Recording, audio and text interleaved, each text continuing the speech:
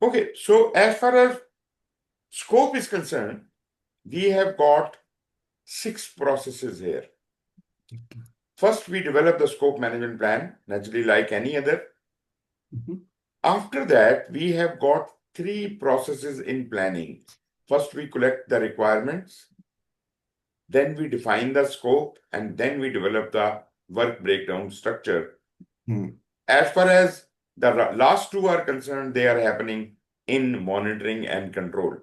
We validate scope, that is the ultimate user acceptance, and controlling scope, that is checking the work of the scope, whether it is complete or not. So we are more interested in the first 4 parts where the scope is developed, requirements are collected, they are defined, and the work breakdown structure is created. Okay. Okay. Scope management.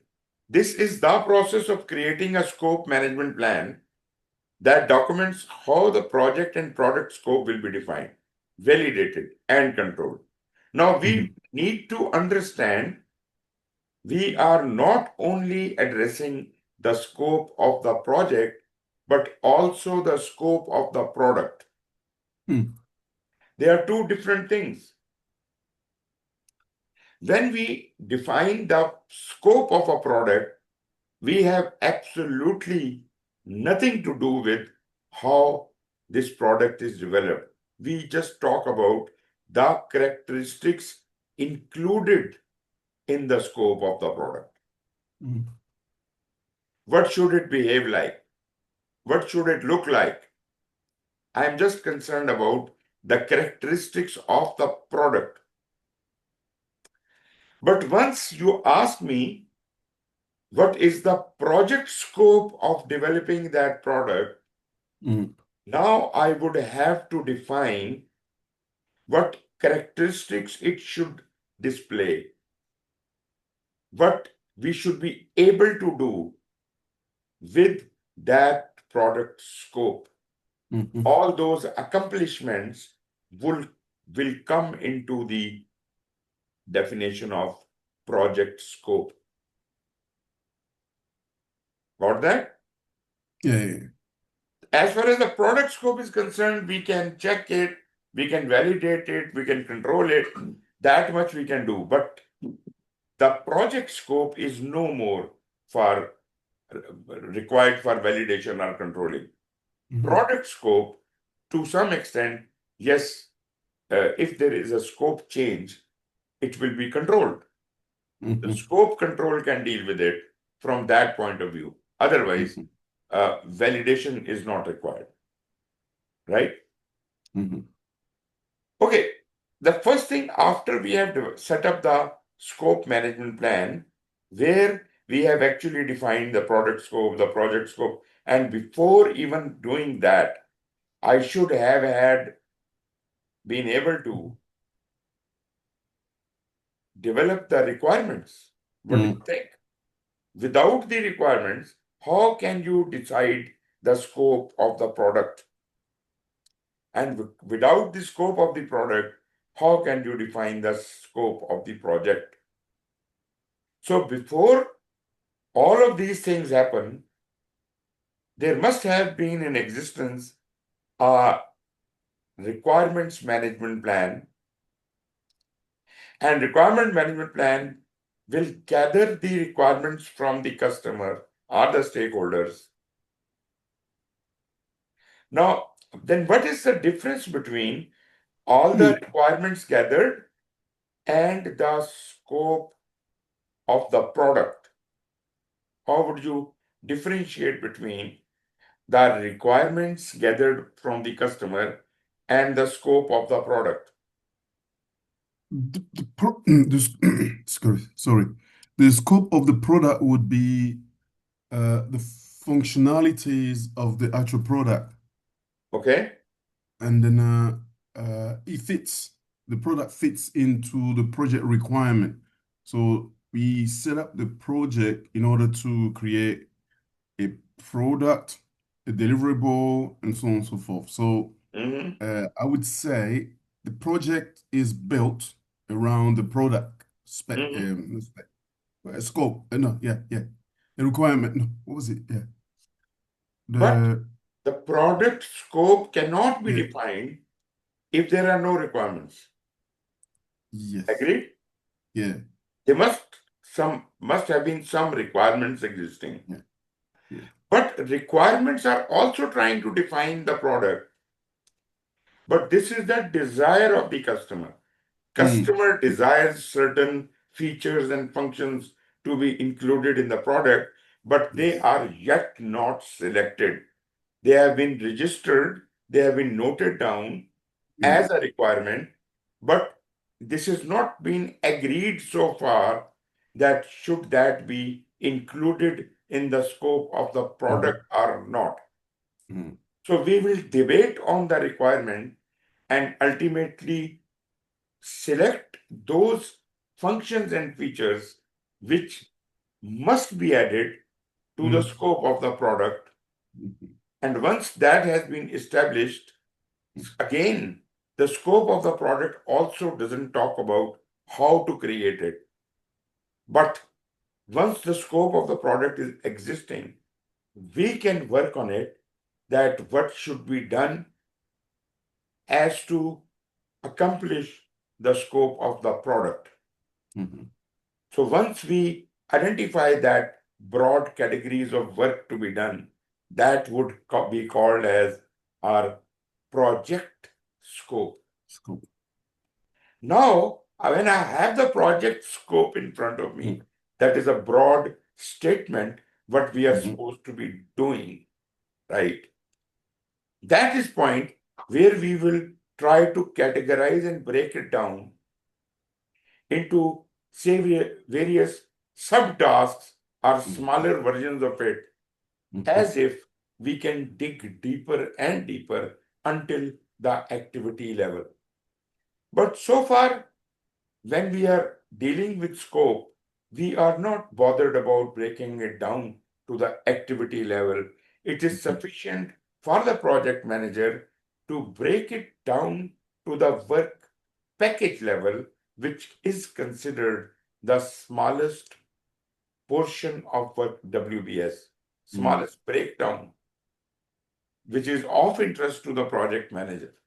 Although nothing is stopping you to for breaking that work package into further activities, but that is of no use to the project manager because project manager needs to monitor the progress Mhm. of the project based on certain major work packages. Mhm. He is not interested how much wall has been constructed for this wall, for this room, how many doors have been installed. He is more Mhm. interested about the overall progress of that room. So his product scope is sorry, his project scope is Mm. for that room of the building, Mhm.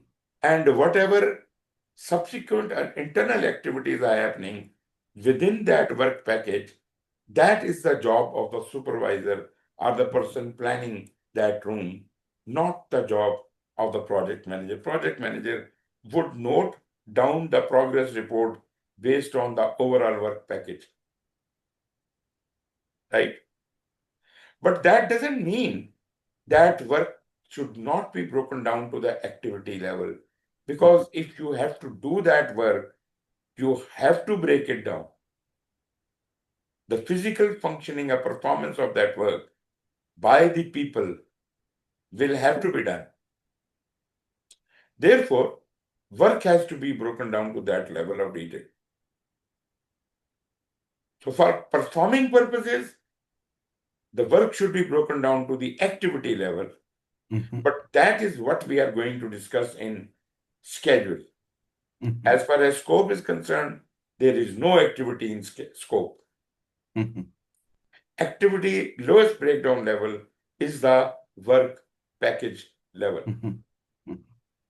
Now, one job was to develop the scope of the scope management plan, but after that, we need to collect the requirement. That means collect the requirements cannot be done without a requirements management plan. So that means requirements management plan should also be developed, but under the main knowledge area of scope. So basically, what I mean to say is that in scope knowledge area, we have two management plans. First, the requirement management plan, and then the scope management plan.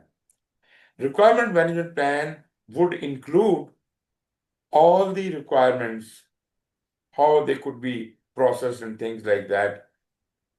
In light of that requirements management plan, we will collect the requirements.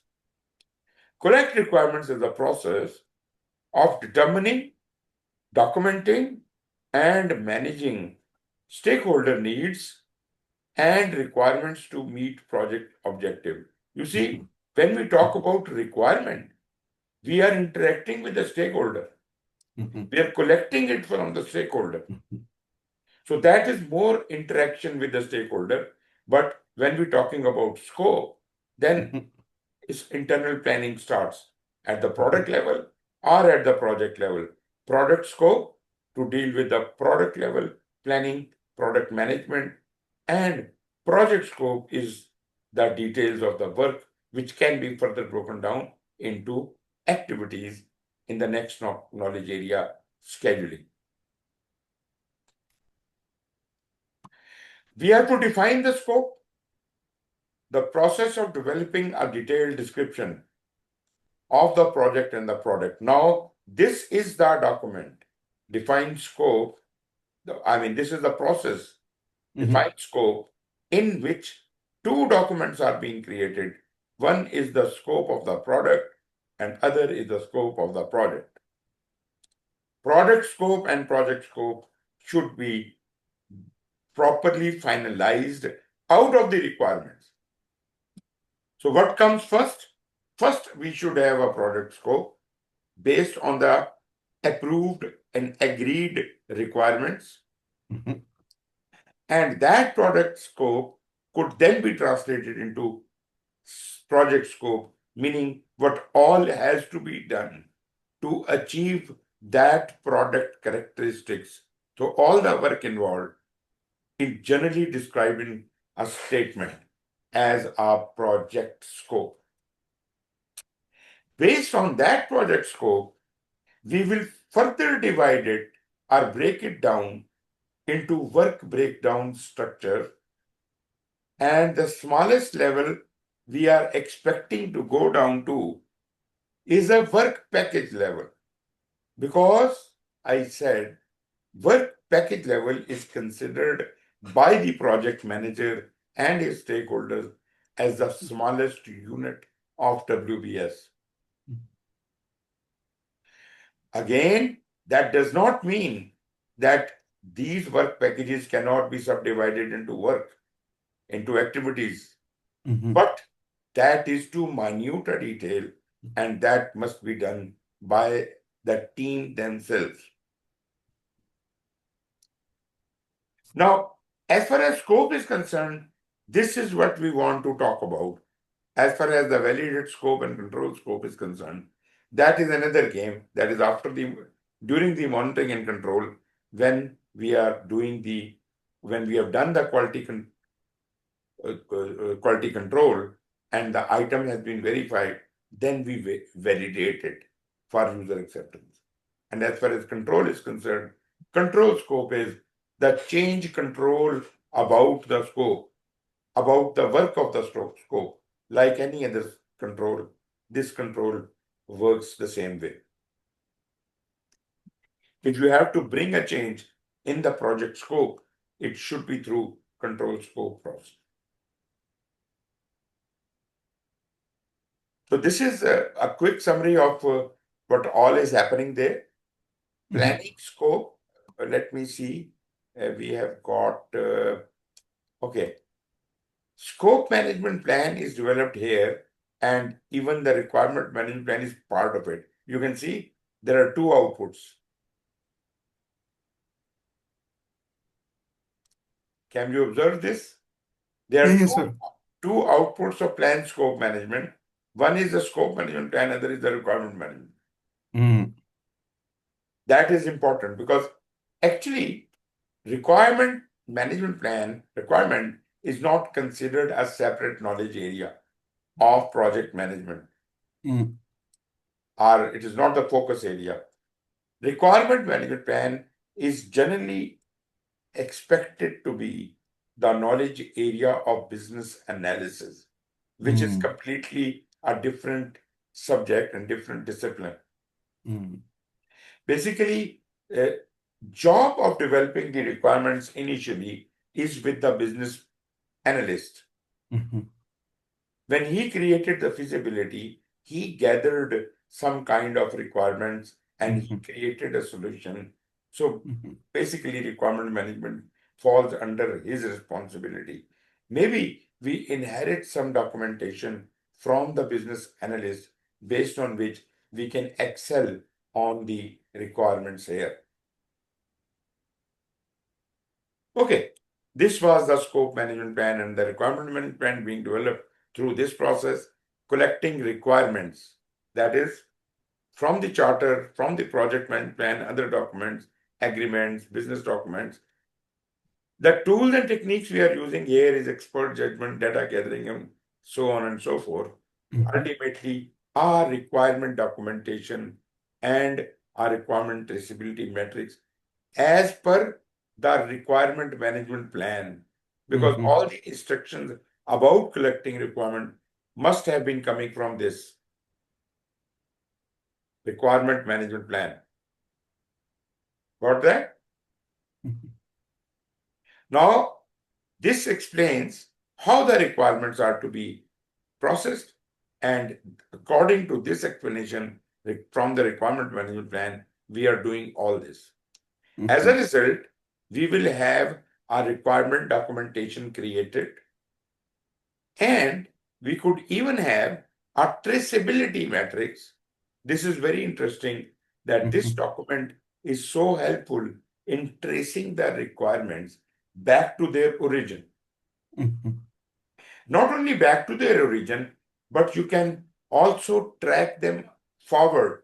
Okay, this requirement, what we planned for it, how is it going to be delivered, and when it is going to be delivered. The forward track and the backward track, the mhm, whole length is covered. We can trace it anywhere. What is the status of that requirement? mhm. We can handle it through requirement traceability metrics. Anyways, when we define the scope here, the purpose is developing the scope statement. Here, the purpose is to develop a scope statement. And you see, basically, the document is called scope statement.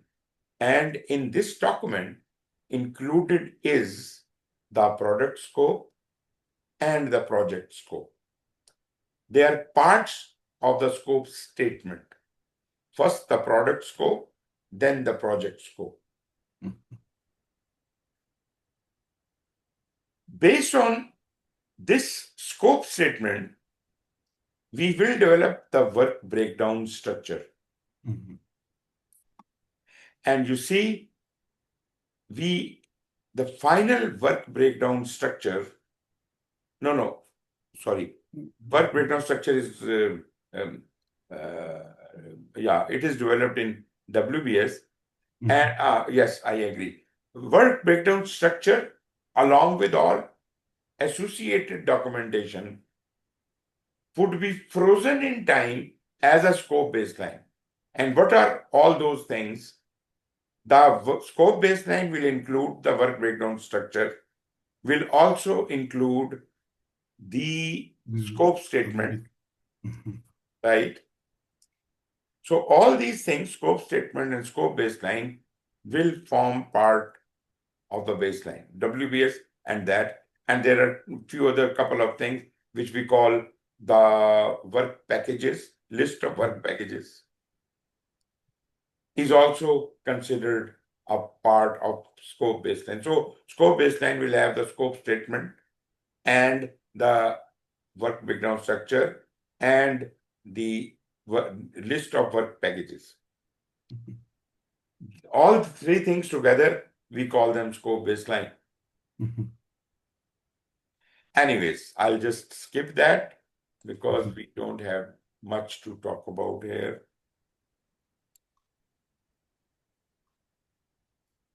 I'll let you know when it is interesting and something is to be discussed.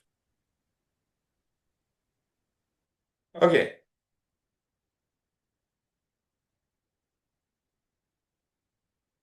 Yeah, requirements. Let us understand the requirements a bit. Requirements have always been a concern in project management and have continued to gain more attention in the profession. Why? Because the customer wants to keep changing the requirement. That is the dilemma we have. If the requirement in a predictive project changes, that is a big headache. Maybe we have to replan everything. So requirements, customer always want to change, and we are always there to resist it.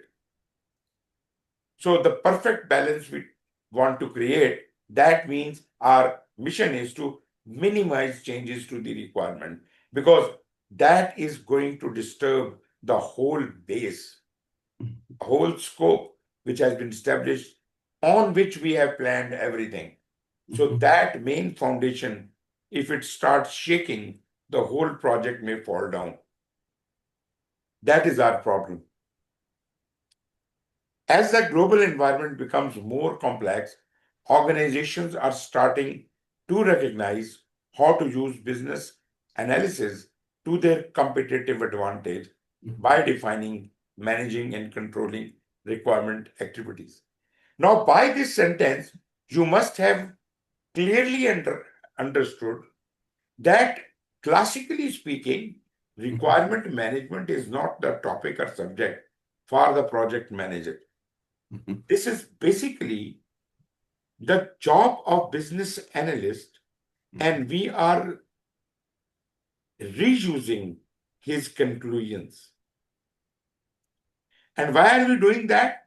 Because we want to gain a clear perception of what is the scope statement, what is my product scope, what is my project scope.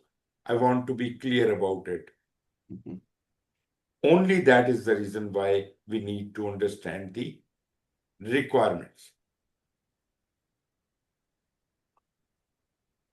Activities of business analysis may start before a project. Naturally, when business analyst is working on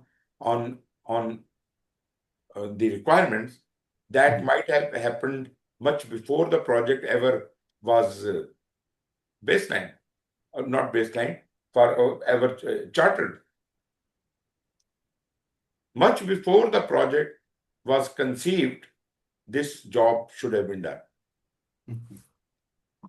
According to requirement management practice guide, there is a practice guide for that. The requirement management process starts with assessment, which may begin in portfolio planning, in program planning, or within a discrete project, meaning this is some kind of analysis.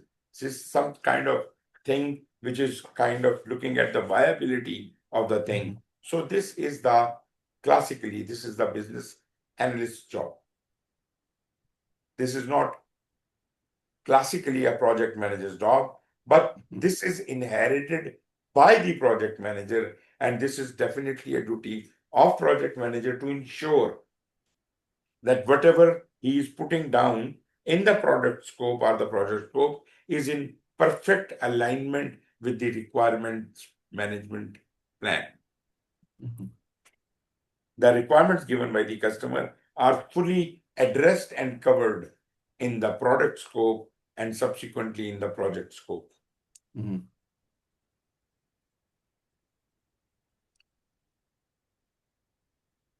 So what are the problems we face? We determine problems and identify business needs. So again, this time I'm talking from the perspective of the business analyst, because he starts this job, so he has his problem. So let us talk when he is trying to establish business need. Then he tries to determine what are the problems with this business case. This business need could be identified or not. Identify and recommend viable solutions. There could be more than one viable solutions. If there are more than one, then we have to even suggest which solution is the best one.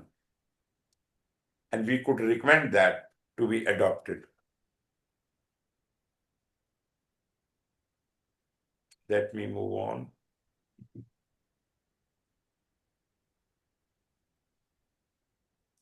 Okay, tailoring concessions, let's skip that. Yeah. Right. So this is the plan scope management, where we are having the requirement management and the scope management both being created at the end. And what do we have? We have a charter, we have a project management plan, especially within the project management plan, the items of interest to us could be the quality management plan, could be the life cycle description, could be the development approach, because these are important to move on. So how do I develop these two management plans? First of all, expert judgment is a common tool of project management. And this is not considered just the judgment of one person, of the project manager or a specialist, but it's a joint discussion with all sources of making this judgment. So we can come to a conclusion after studying everybody's opinion. Second important tool here is that data analysis. We should be able to recognize various alternatives open to us and weigh which is the best solution. This can be achieved through meetings. This is where the scope management plan and requirement management plan come into existence. So this is how it is happening. Charter is coming from here. Quality management plan, life cycle description, and development approach is coming from the project management plan. And from organization side, we have enterprise environmental factors and organization process assets. All of these inputs with the outputs we just discussed, we are determined to develop these two management plans, scope and requirements.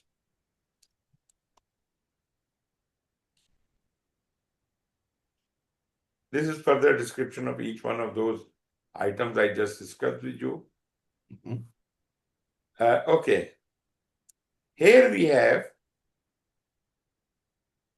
the collect requirements process. Collect requirements, why is it important? Because these requirements will ultimately be shortlisted into, and they'll find their way into the product scope and ultimately the project scope. Therefore, we have to be very careful in addressing all the requirements. So it is collect requirements is the process of determining, documenting, and managing stakeholder needs and requirements to meet the objectives. That is the basic definition. Okay, what do we have here? We have, for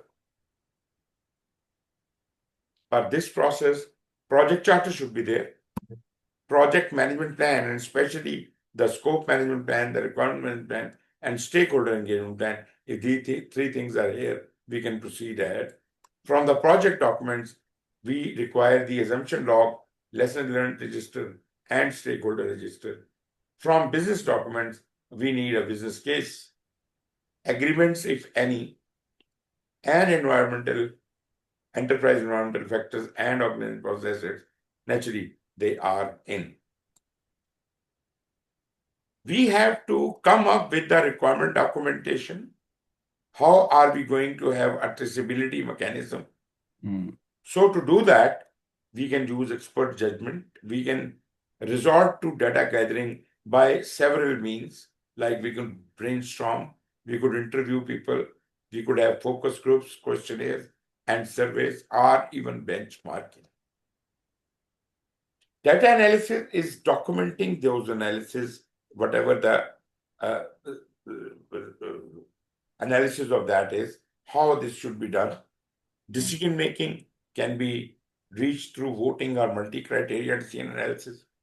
Data representation could be through various methods of mind mapping and affinity diagrams. And interpersonal and team skills, which we can use, is nominal group techniques, observations, conversations, and facilitation. If you want any one of these things explained, I will be explaining it. It's okay, sir. Thank you. Context diagram and prototype. Now, I did talk about the brainstorming, that is creativity. Agreed? Yeah. Creative exercise, rather, I would say it is a group creative exercise. At the individual level, you don't discuss, but at the brainstorming, we discuss, we coin our ideas on each other's head. So that is called brainstorming, but it is not supposed to be logical. It could be completely illogical, completely absurd, but we are very calm in listening to it because we want to get something out of it. Interviews you very common when the data is available with only a specific person. We can seek an interview with that person to get that data. Focus group, when data is held by more than one people, we have to call them as a group, as if we can discuss with them and capture all the requirements. Questionnaire and surveys can only be resorted to when we have a larger audience whom interviewing our focus group is not possible a possibility. For example, I have a very large audience, maybe hundreds and thousands of people whose opinion should be considered. So I could float questionnaires and surveys. They can anonymously send them back to me, and I can evaluate them through statistics. Or we can even do the benchmarking. Now, I would ask you to define what do you think is a benchmarking? Let's say comparing, in a sense, our standard to the best company in the industry to see Very where nice. we are. So, Very nice. Very nice. thank you. So basically, what you are saying is that we are comparing ourselves with our competition. Correct. That is important. By the way, you are right in saying whatever you said, but it is not already a standard. We establish a standard with a Yes. competitor and say, okay, he is better than us, must be having some best practices, so I must compete with him. Meaning, we both are good, but he is better than me. So therefore, I want to adopt his best practices as if I come to his or her level. And I can do that with other competitors as well, thus continuously improving myself. Anyways, so benchmarking is not our standard, but setting our standard as compared to your comparison. What else? Voting and multi-criteria decision. I think you might be knowing that. Are you aware about affinity diagrams? I think, yeah. Just try to during the brainstorming session, put the put the ideas that go together, like organizing the finding of people brainstorming or bringing ideas. So put anything that goes together in the same category, the same columns. Right. Affinity diagram is more like a context diagram. Yeah. Very close to a context diagram. It just tells you that what is affected by whom. Say there are 5 different players as our stakeholders. So we are trying to establish a university. So I would say who of these four stakeholders are interested with what is their interest with the university and what is the university's interest with each one of them. So what they can give to the university and what university can give to them, these are established. This is called an affinity diagram. Anyways, we have got a nominal group technique.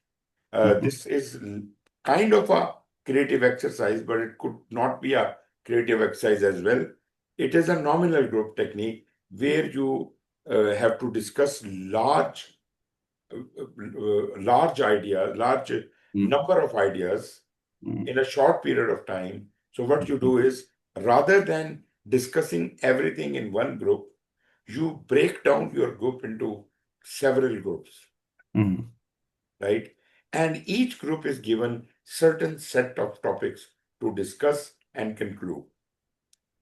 So everybody is not doing the same job, but one topic is with every group, and they come back, they present their opinion, and the people sitting up there, they make their notes, and ultimately they have a comprehensive problem and solution.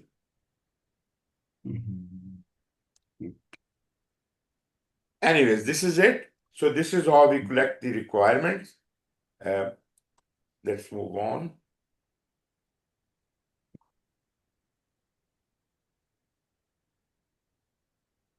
This is quite comprehensive detail available, but I am not going into the detail. Yeah, this is something like a context diagram. Affinity diagram and context diagram are quite similar, but slightly different purpose. This is who is interacting with whom, right? So here we have got certain databases lying in the middle, and these are the external users on the left and internal users on the right. And these databases, for example, the external job posting can be accessed by the external user recruiting agency, our job seekers, and external user profiles can be accessed by the external job websites, and similarly internal usage is also here. So when you establish what is required internally and what is required externally and how it can be met, this would be a context diagram.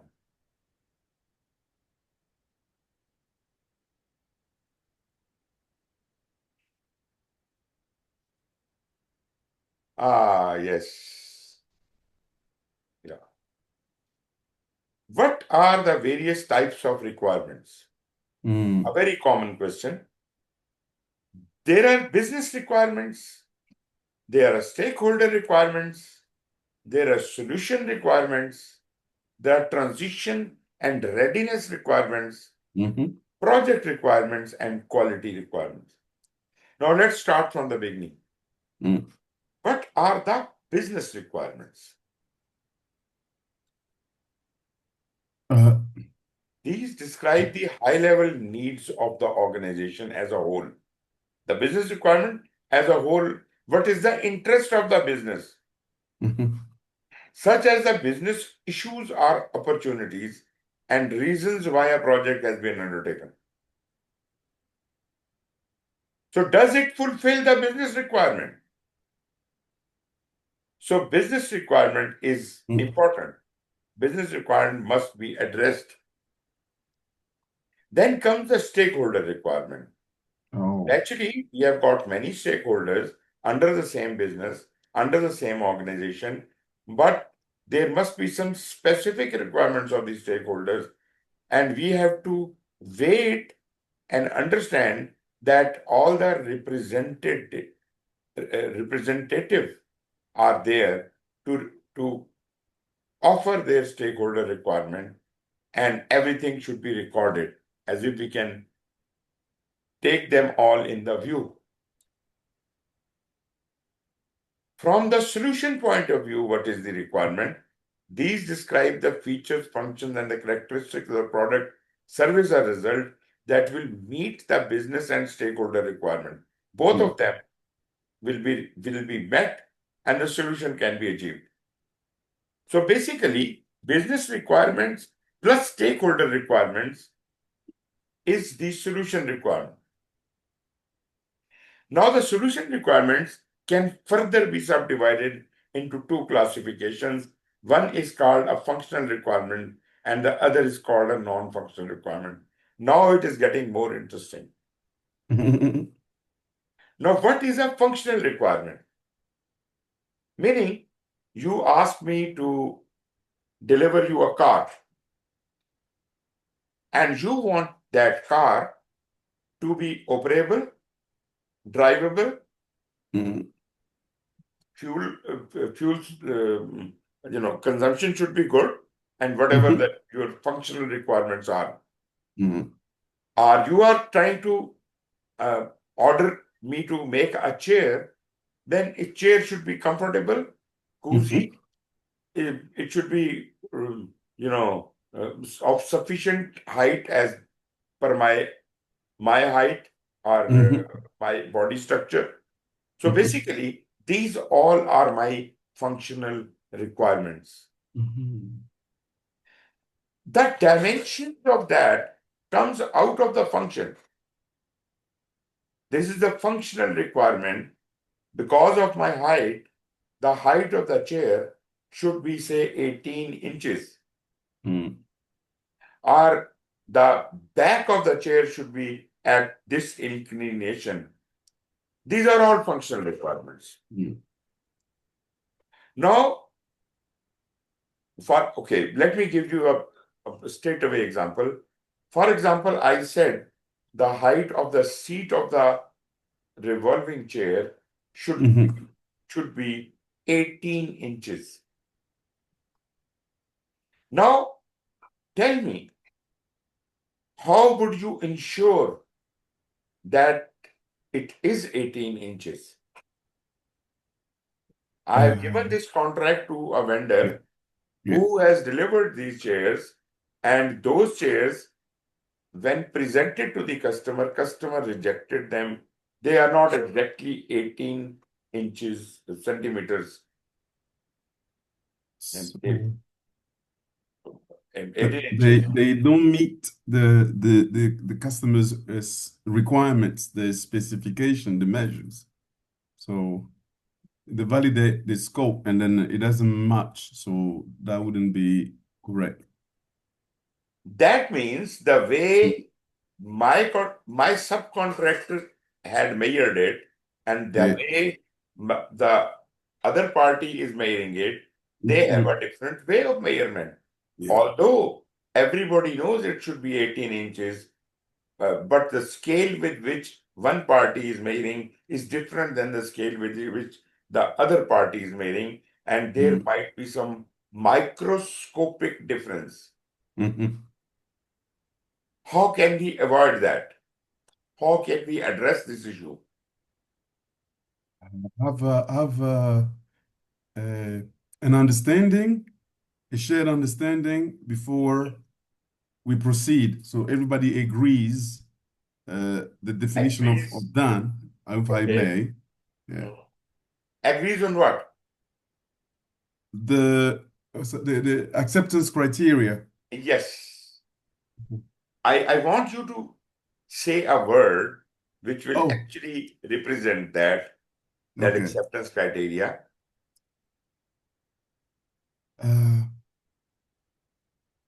Acceptance criteria. Okay, let me give it to you.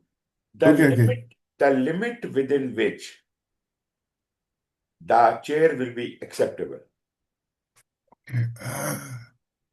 I mean, if it was 14 inches, how much more than 14 inches or less than 14 inches can be acceptable to the customer? The word something to do with plus or minus. Yep, exactly. Something. We call it tolerance. Yes. So we have to establish that tolerance with the customer, because there are always flaws and faults with the scale. And we are not using some genuine Greenwich scale all the time. So the expectation of stakeholders could be different. You see, I normally give this example to my students. that I, for example, ordered desks for the school from a vendor for local purpose. And they delivered me the table, and tables were considered all right for that purpose, right? They were not very perfect. They were kind of, their tolerance was like 1 millimeter plus minus. But nobody bothered in a local setting.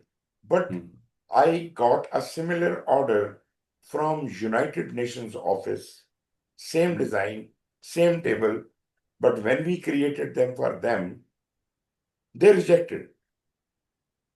The reason was that it is out of tolerance. I said, what do you mean out of tolerance?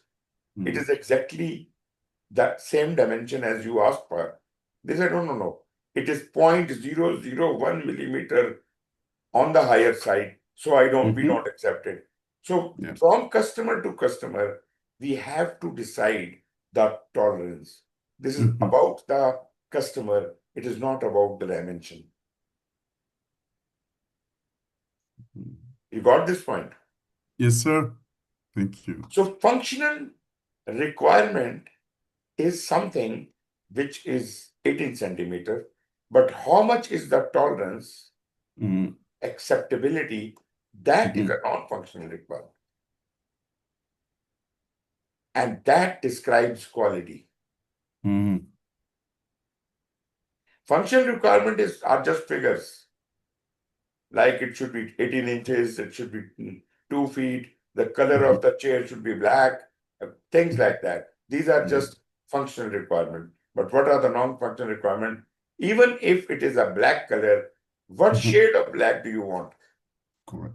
What is the acceptable level upwards and downward in tolerance? You must check it, and only then it will get approved. But anyways, non-functional requirements are classically the quality requirements. The tolerances, the accuracy, these are the subjects of quality. So non-functional requirements supplement functional requirement, meaning they ensure that the 18 inches is 18 inches and describe the environmental conditions or qualities required for the product to be effective. There are certain environmental conditions. This chair should be able to operate in temperatures lower than 30 degrees centigrade, minus 30 degrees centigrade.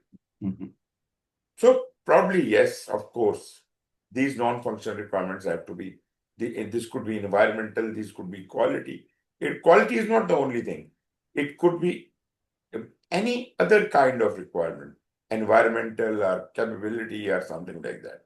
Security requirement or safety requirement. Like, you are constructing a building, you are supposed, as a safety requirement, to be wearing helmet and jacket, but you say we don't need to wear them. But because we know our job, you are doing a very good job, but there is an auditor from the government comes in and seals off your job and takes you to the jail just for this problem. So that is a non-functional requirement. Technically, you have done nothing wrong, but ethically or officially, you are at fault and you could be stopped. Anyways, then we have got transition and readiness requirement. When we hand over something to the customer, there are some etiquettes of transition. What should be ready as if it can be handed over to the customer, and are they really ready to receive it? Or do they need to be trained or briefed on whatever we are delivering them? So transition is not enough. Readiness is also required beside it. Again, I can quote you many examples where we handed over things to people who did not have an idea what it is and how to use it. They didn't ask, we didn't tell them. And ultimately, we thought they would know they have ordered this thing, but they did not know nothing about it. They could not use it. So we have to be very careful about this, that we must be first of all, in good communication with our customer, understand their nature and problems, and why are they doing this project. It is very much my business to ensure that the transitions get fulfilled in the right manner, in the manner most satisfactory to all the players. So transition and readiness requirements, then we have got project requirement. Now, when I say project requirement, that doesn't mean that is you can say project requirements are those requirements which are officially required to be done on any project. It is not the dimension, it is not the quality, it is the principles of project management are being followed or not. Procedures are being done according to the book or not. Actions, processes, other conditions the project needs to meet. For example, milestone dates, is there a mechanism? Contractual obligations, constraints. By the way, when your project manager brings in the governance structure provided to him, most of the instructions like these are included, and we make them part, we elaborate them and make them part of our project management plan. So in a way, these things are already in order. But yes, of course, these are not the specifications, these are not the quality type of requirement, these are specific instructions about the project.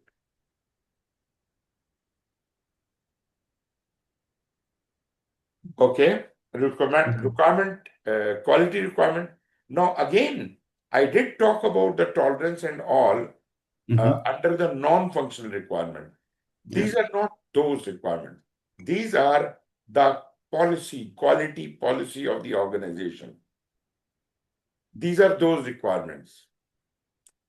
Quality policy related requirement, which is implemented within your organization or your customer organization, they have imposed that you must abide by those standards. So that would be quality requirements. But naturally, if there is a policy, it will facilitate our internal quality also. Naturally, there will be procedures for accuracy and everything, so we will adopt them automatically. Requirement traceability matrix, this is very important. This document serves to trace a requirement back to its origin or traces it forward until the delivery of the product. So in a table format, let me find if I have that format. Yeah. In a table format, you can easily list down each requirement with a number and relate it with what business need, opportunity, goal, or objective does it tie to, which project objectives does it satisfy, which WBS deliverable does it relate to, what product design is adopted for this requirement, what product development was done for this requirement, and what were the test cases. Now, interestingly, right from the conception of the requirement till the requirement is fulfilled, we have a complete track of that. I would like to add the name of the person who suggested this requirement. Because if that person is no more, there is a big question mark. Is this requirement still valid? Was it not only by us given by a single stakeholder who is no more? Right? So therefore, I have to trace it back towards the origin and trace it backward and forward, ultimately seeing that it fulfills all the requirements. So this kind of table, which could trace us back or forward, is called a traceability, requirements traceability matrix. Then we define the scope. What do we have in defining the scope? We have, when we are trying to define the scope, develop the charter. These are the inputs received by scope. First of all, project charter is the input to scope. From the project management plan, the scope management plan is input to the defined scope. From the project documents, the assumption log, the requirement documentation, and the risk register could be an input into defined scope. And naturally, from enterprise and organization, we get these two things. What does it convert into? Basically, when we define the scope, the document we create is called project scope statement, which actually includes the product scope, the project scope, the assumptions, and lot many things in it. But primarily, it is the project scope statement. And some additional items which are developed, these are the project documents which we received. We may be updating them and submitting back to the people, to the origin from where it has come from. Right? So we have it sent to the project documents, and anybody can access this. Define scope. I don't think anything important here. There is a process of product analysis, but we don't want to go into that because product analysis is not scheduling. But yes, it is a very deliberate process. We have to, just like we did the work breakdown, we can do product breakdown, requirement and must be analyzed, system analysis could be done, system engineering, value analysis, value engineering. I don't want to go into the details of those things because we are more concerned about the schedule.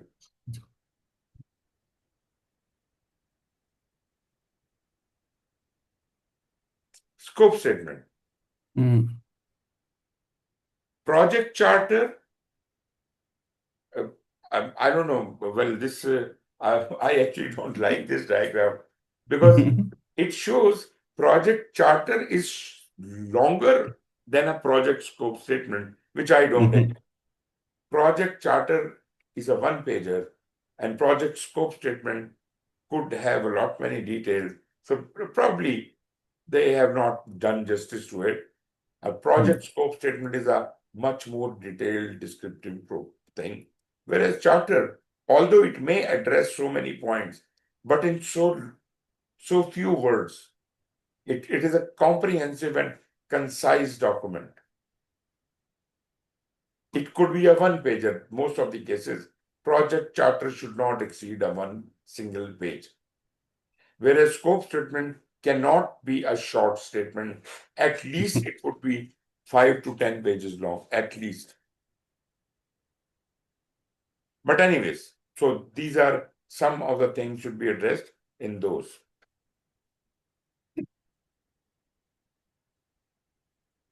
Let me see if there is anything important about the scope. Okay, what we can do is we can talk about the create work breakdown structure after a little break. Again, Okay, sir. there is a prayer time, and I would say again 15 minutes. Okay. We'll meet after 15 minutes to continue with this create WBS process. Thank you very much. Thank you, sir.